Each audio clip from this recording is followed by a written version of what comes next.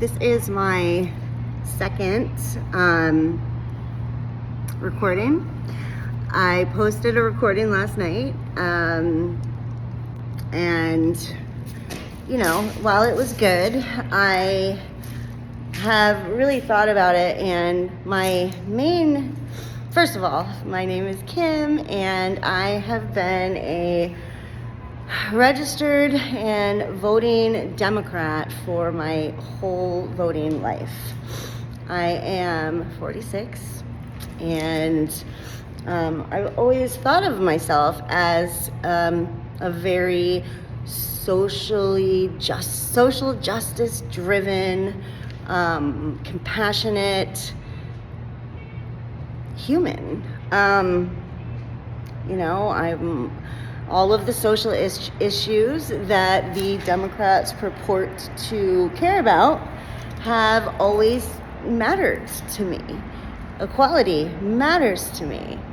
Equity, now we have a problem.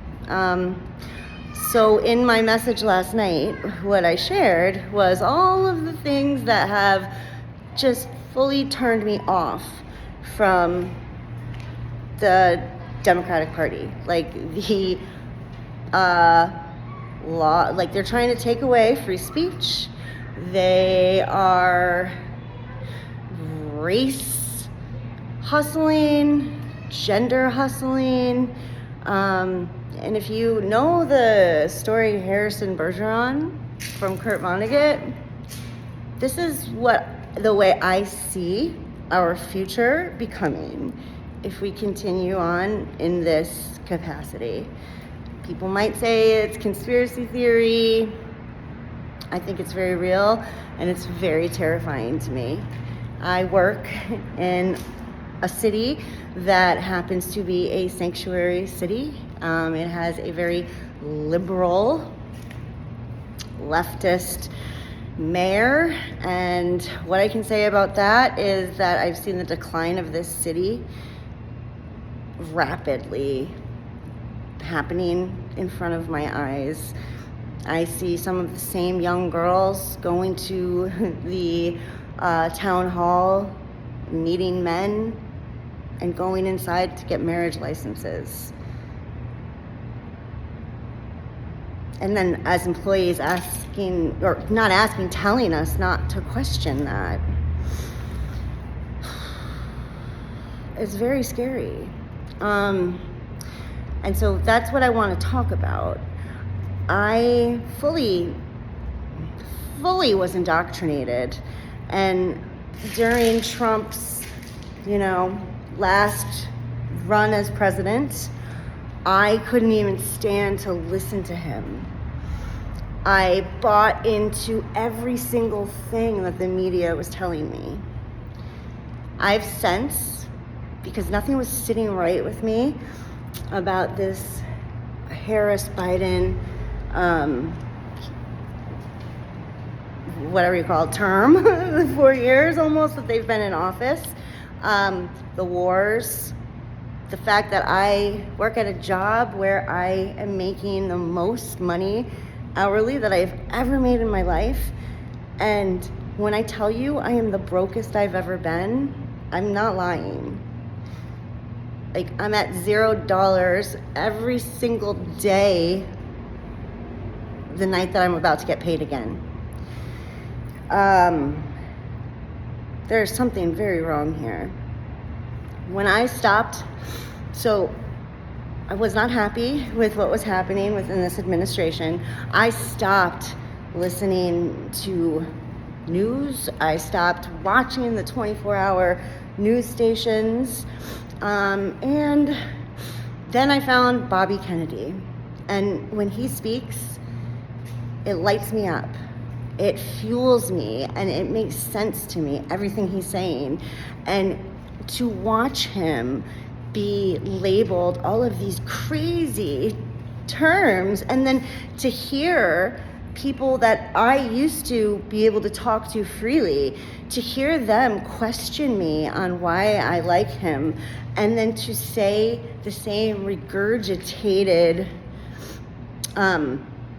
misleading phrases that, lead the news cycles, to hear them say that to me about him, it makes no sense to me. And let me just tell you, I come from a family that is mixed with both Democrats and Republicans. I have never once had any of my Republican relatives choose not to talk to me or to back away from any sort of healthy debate with me about politics.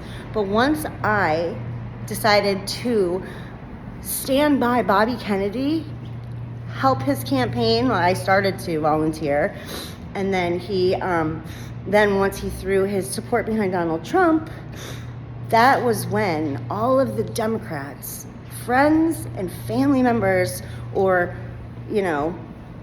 family-esque members alike, stopped wanting to listen to me. They started calling me crazy, that I was buying into the right-wing media, and never, ever have I experienced that level of division and anger directed at me for my choices before. So, that doesn't feel good, because they're not willing to listen.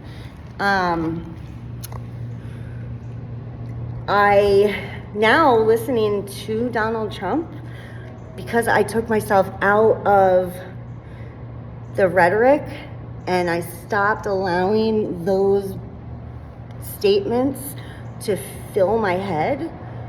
When I listen to him, he's a completely different person, a completely different man, because I'm listening to him now with my own heart. So what I have to say is that this faction of the DNC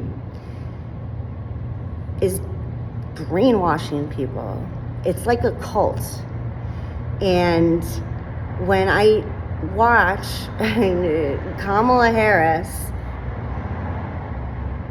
get coddled and babied, and then the one time she doesn't, people make excuses and say that she's passionate instead of, not having humility. It's highly disturbing to me. It's like if an asshole is an asshole is an asshole. I mean, there's no other way to put it. If it looks like a duck and walks like a duck, and people aren't believing what they're seeing and what they're hearing with their own hearts, because they have been told for years upon years now that doesn't matter. Policy doesn't matter. What matters is beating Donald Trump. I mean, come on. This is our country that we live in. You can't tell me. People are like, no, we're not broke. No, it's just inflation.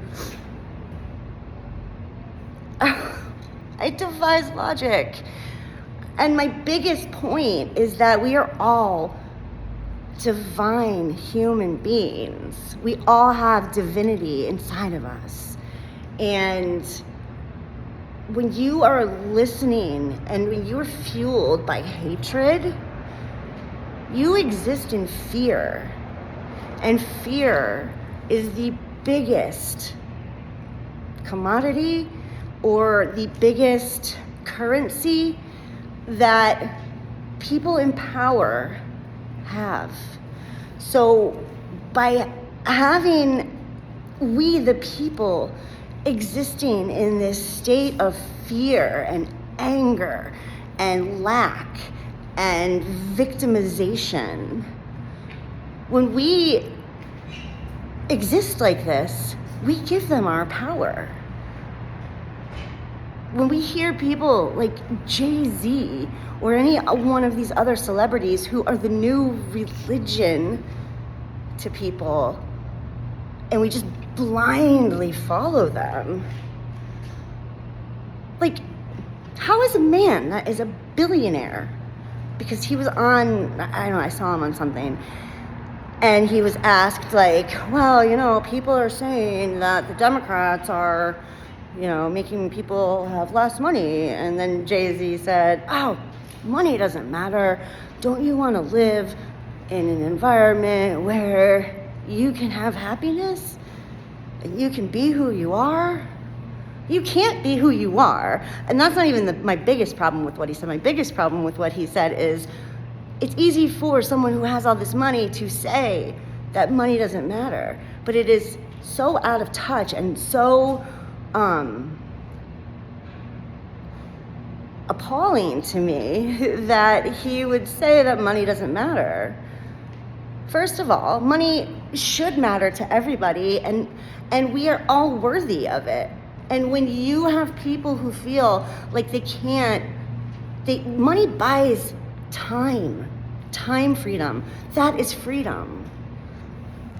And when you allow the people to exist with feeling worthless because of equity and, oh, you can get a job if you have a different color skin, doesn't matter what your credentials are, well, how is that person going to feel when they're constantly underperforming if that's why they got the job? Like, where is the common sense anymore? You know, Malcolm X once has been known to have said that the biggest threat to the United States and to the black man is the white liberal. Not a Democrat, a white liberal.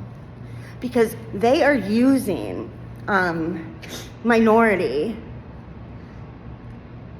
as a source of power, as their currency, to keep everyone divided. And really this whole time it's all classism. They're keeping us down. They're keeping us in a fear mindset. They're keeping us feeling worthless.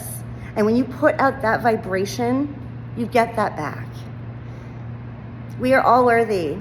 We are all divine, beautiful, sovereign beings who have our own hearts that we should feel confident to listen to.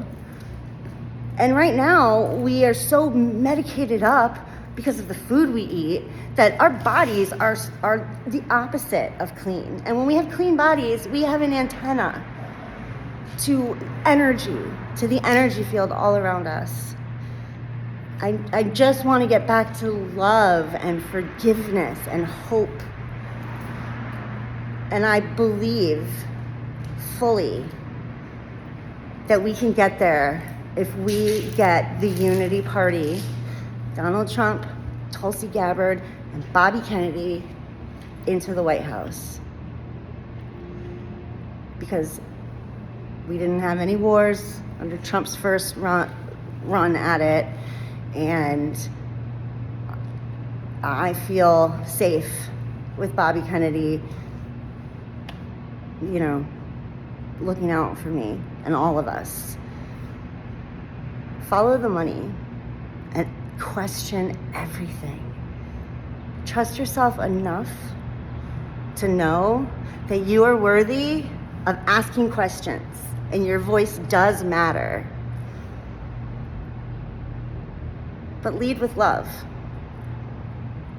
because we are not meant to be divided.